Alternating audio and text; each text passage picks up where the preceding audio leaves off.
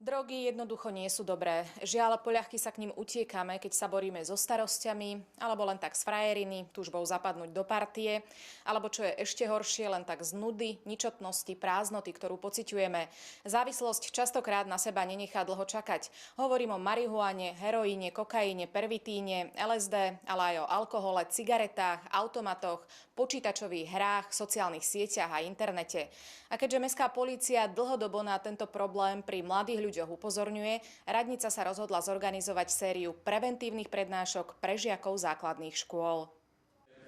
K spolupráci si prizvala zakladateľa občianskeho združenia Nezávislosť Samuela Bogára, pôvodom z Petržalky, ktorý si prešiel 12-ročným peklom a o svojich životných skúsenostiach s rôznymi typmi závislosti otvorene rozprával na stretnutiach so školákmi. Bral som heroín nejakých 12 rokov, pervitín 6 rokov a vlastne tieto prednášky nie sú o tom, aby som nejakým spôsobom deckám hovoril, že toto nerobte z toho dôvodu, že keď ja som bol menší a mne keď niekto povedal, Samo, nerob toto, tak ja som si bol schopný zapísať, vieš, že proste čo nemám robiť? Ja proste som to urobil väčšinou, ale chcel by som deťom ukázať, že to ich rozhodnutie, ak by náhodou niekedy v živote prišli do situácie, že robiť to, nerobiť to, vyskúšať to, nevyskúšať to, tak by som im chcel ukázať, že čo to prinesie do ich života, do života ich rodiny a vôbec vlastne, ak to ovplyvní kompletne to nasledujúce fungovanie. Nede nám o to, aby sme dávali deťom nejaký návod, ako sa to má, že sa to všetko vyrieši.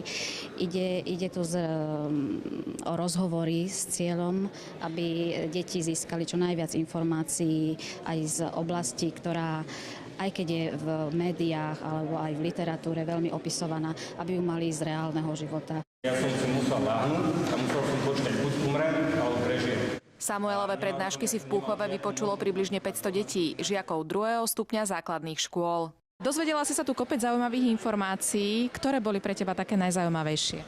Tak určite, ako hovoril o svojom živote, ako na to zareagovali jeho rodičia a ako sa z toho dostal.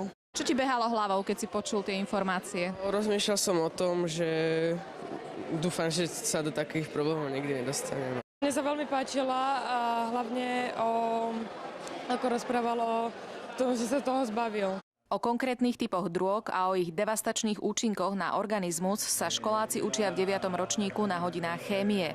Lenka Struhárová, chemikárka zo základnej školy Komenského, otvorenú prednášku Samuela Bogára veľmi kvitovala. Doteraz mali väčšinou prednášky len také teoretické. Nebola to žiadna výpoveď konkrétneho človeka, skutočného človeka, ktorý si tým prešiel. Takže určite im to dá oveľa viac tým deťom, keď sa môžu opýtať takéhoto človeka, čo zažíval, aké mal pri tom pocity. Hľadali sme človeka, aby pôsobil a urobil prednášku tak preventívne, aby to v tých deťoch niečo zanechalo. Čiže aby to nebol človek, ktorý je len nejaký študovaný, ale hľadali sme človeka, ktorý si tým celým peklom prešiel. Takéhoto človeka sme našli, urobil tie prednášky a myslím si, že zatiaľ to splnilo svoj veľký účel. Viac informácií môžu školáci získať prostredníctvom facebookovej stránky Nezávislosť, kde môžu Samuela Bogára priamo kontaktovať. Ďalej na web stránke nezávislosť.eu, kde funguje poradenstvo pre rodičov, ale aj priamo pre závislých a konzumentov drog. Ďalšou nadstavbou protidrogovej prevencie v Púchove by mali byť v budúcnosti podľa vedúcej oddelenia školstva Mestského úradu semináre pre pedagógov a rodičov.